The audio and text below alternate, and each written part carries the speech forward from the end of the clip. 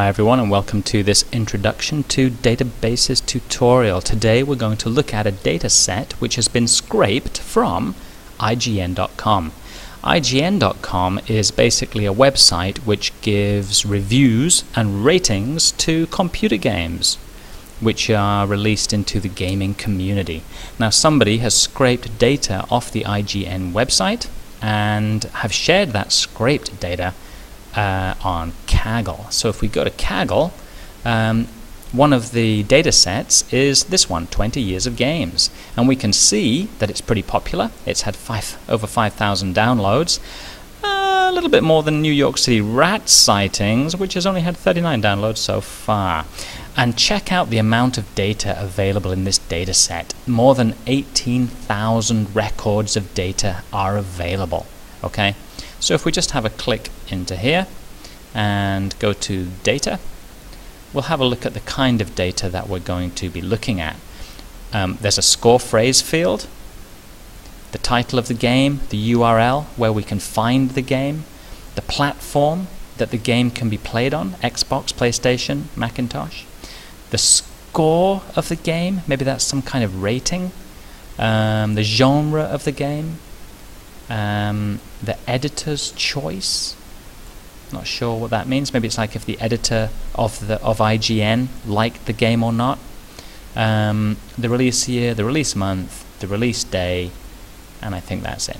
Okay, so there are about 10 fields of data, and I've gone ahead and I've downloaded that CSV file. Let's just double check that it's a CSV file. That's really what we're looking for. So ign.csv, I downloaded it. Here it is. There are about 20,000 records of data, and actually I want to host this file on mrmoosey.com, so I went into it and I just deleted some of the data. I mean, we're just studying database theory and some database practical assignments. We just need a data set. So this isn't the original from Kaggle.com. If you want the original, go to Kaggle, download it. But this file is only 60 kilobytes. It's not too big, and we can work with it in today's assignment. Okay. So let's go to Access. I'm just going to set up a new blank database. I'm going to go and grab some external data. I'm going to import a text file. We'll browse for that IGN data. There we go. IGN data, that's the one that I've been messing around with. Okay, now let's just go through these steps. Yep, it is a comma separated values file. That's how it's delimited. The first row contains field names. Yep. Ooh, check it out. The first field here doesn't have a field name. I bet you that's going to be a problem. Let's see what happens. Oh, look what happened. Access just gave it a default field name. Okay. In fact, I'm not going to import this field anyway, so I don't care about that. Field 2 is, I wonder why it's calling it field 2, and oh, let's go back. First row contains field names. I need to click that, don't I? Ooh, the first row contains some data that blah blah blah blah blah. So that's why Access has given us it's generated a field name for us. Okay. So field 1, we're not going to import it. Score phrase, yep, we'll import that. It's text. Title, definitely going to import that. It's text. The URL, I don't need the URL, thank you very much. Not going to import that. The platform, definitely text. The score, double. Yep. Do you remember what a double is? A decimal number in computer technology speak. The genre, yep, text. Editor's pick, yes, we'll take it. Text. Release year, it's identified it as a long integer. I'm not going to change that. Let's just leave that for now. The release month, so 9 probably means September. And the release day.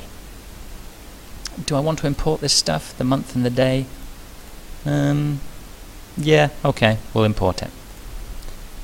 Let Access choose my primary key. Yes, I'm just going to let Access deal with this primary key thing. We will be discussing this at some point in this tutorial series, but not today. We'll call it table TBL IGN data. That's what I'm going to call it. Okay, I just like to make sure that I know where the data is being stored, and there are other things other than tables in database technology, so I'm just going to call that TBL ignData. We have no errors today. Oh my goodness, no errors. Terrific. Let's have a look at it. Brilliant. Okay, looking good. So here all of the data has been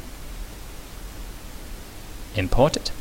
And do you remember on the original IGN website there's more than 18,000 records of data? So I edited the data file and I've just created a set with 577 records. Okay, so that the file size is a bit smaller and easier to handle.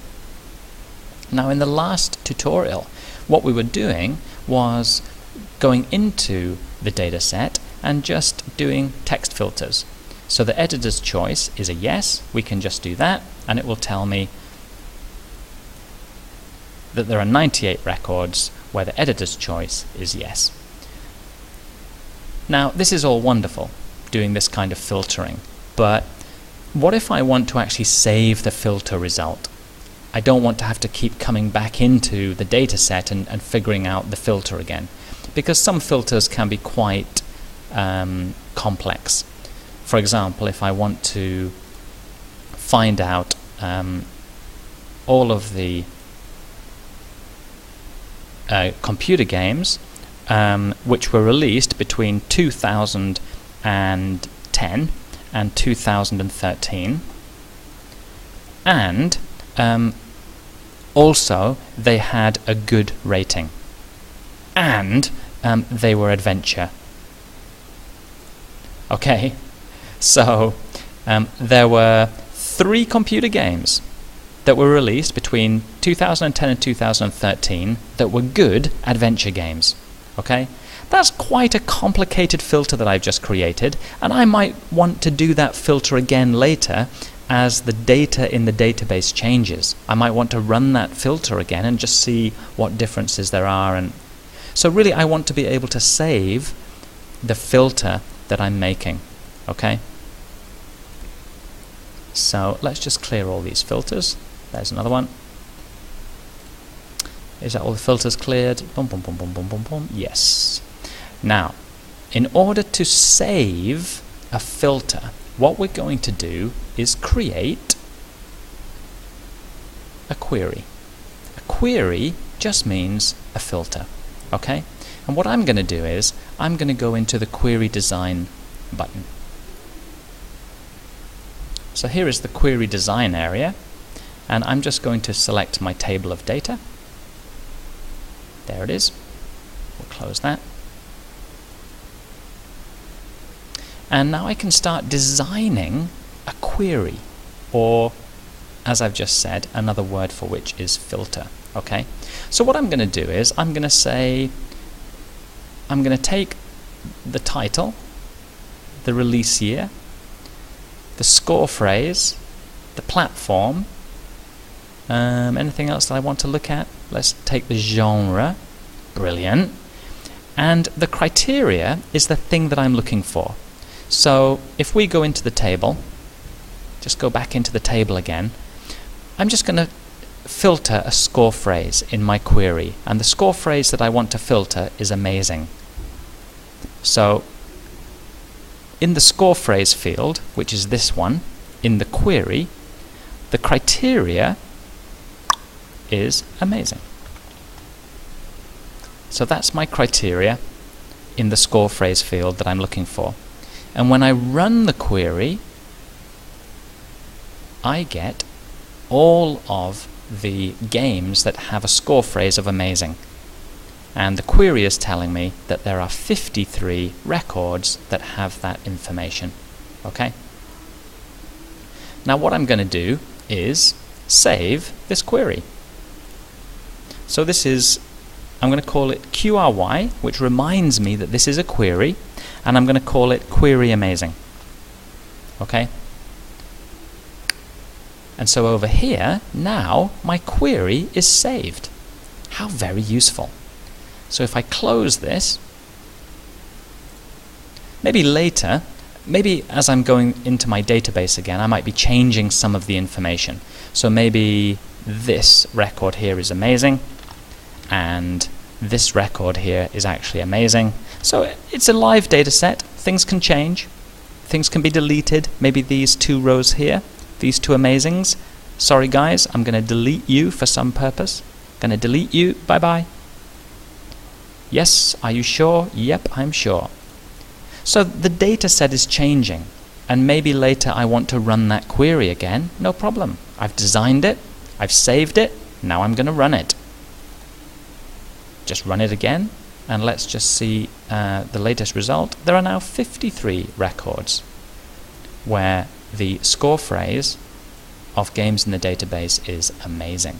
Okay? Now this is the result. If I want to go back into the design of the query, I can just right-click and go into Design View. Okay, and I can just edit the query that I've made. What I am going to do, I'm going to create another query. This is another one from this table of data. Just going to select some fields that I want to view in the query result. So definitely going to see the title again, the score phrase, the genre, the release year, and the platform. These are the fields that I want to view in my query. And this time, let's just go back to the table. I want to look for genres which are fighting and strategy. Fighting and strategy. Those 2, I'm going to do a filter on those 2. So back to my new query. The genre criteria is fighting or... what was the other one? I can't remember. Fighting or strategy. Okay. Or strategy. And when I run the query, we can see here that we've got some fighting games in the query and we've got some strategy games. And there are 63 records in the database which are either fighting games or strategy games. And of course I have the option to save the query. I'm going to call this QRY for query, fighting strategy. Okay. And that is how to design your own filters and have your database application save them, so you can run the filter anytime you want. The thing that we are designing here is called a query. And queries just allow us to filter data in a database.